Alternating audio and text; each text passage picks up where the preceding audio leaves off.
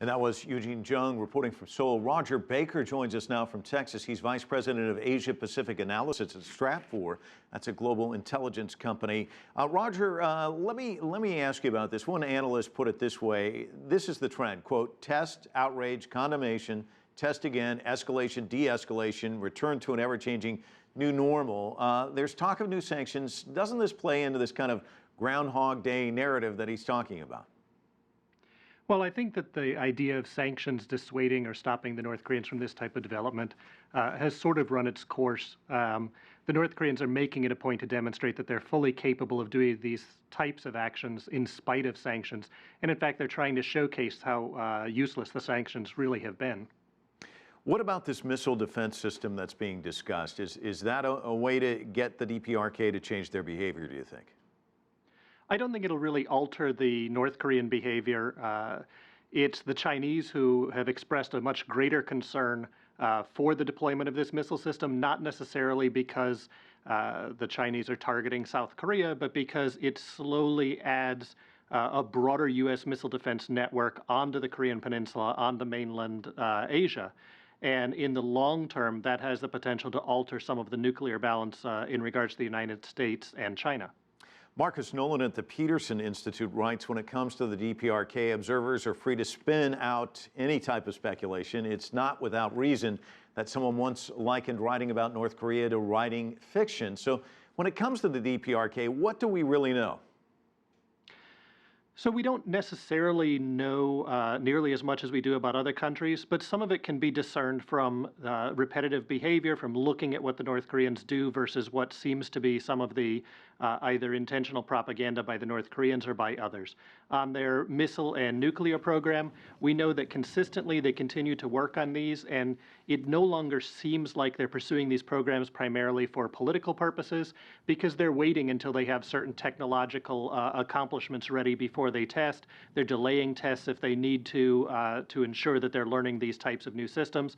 And if you look at their international environment, they do feel threatened. They feel that this is a system that's going to give them at least a secondary element of reassurance against potential U.S. actions. And so it becomes very difficult to dissuade them from what they're doing. And what about the tensions on the Korean Peninsula? How do you bring down the temperature there? Well, that's really the difficult question. Engagement has been tried, isolation has been tried, increased military postures have been tried. Engagement doesn't seem to necessarily solve things, but certainly without some form of engagement, it's very hard to understand what each side is doing. So maybe that's a step in the direction. In the end, what the North Koreans are looking for is an assurance that they are allowed to pursue their nation, their regime, and their economic policies, their social policies, in a way that's not going to invite foreign intervention. You talked about engagement on the diplomatic front. Chinese diplomat Wu Dawei was just in Pyongyang. Can the Chinese persuade the DPRK to actually change their behavior, do you think? Well, I think one of the questions is, do the Chinese truly want to dissuade the North Koreans from their behavior? If they had a very strong interest in changing some of the direction, they may have been more willing to apply either some stronger sanctions or try some new policies that they haven't thought of before, they haven't proposed before. One of the potential options would be, for example, if North Korea truly is looking for a nuclear deterrent, is for the Chinese to offer a nuclear umbrella to North Korea. This, of course, may not be accepted by North Korea. It's certainly outside the realm of what China normally perceives as its nuclear posture. But the Chinese are trying to keep North Korea within a certain bound, but it doesn't seem they're very actively trying to stop the North Koreans. And the cost for China to take stronger action on North Korea may not necessarily be worth the benefit. Russia and China calling for reasonable resolution, denuclearization that would not lead to economic collapse, increase in tensions. What can be done there? What about the six-party talks? Can they get restarted? Is there any chance of that? The six-party talks for the moment seem to be off the table. The United States is heading into a political transition that's really not going to allow it to put a lot of convincing efforts into a six-party negotiation where a next president may completely change it and reverse it.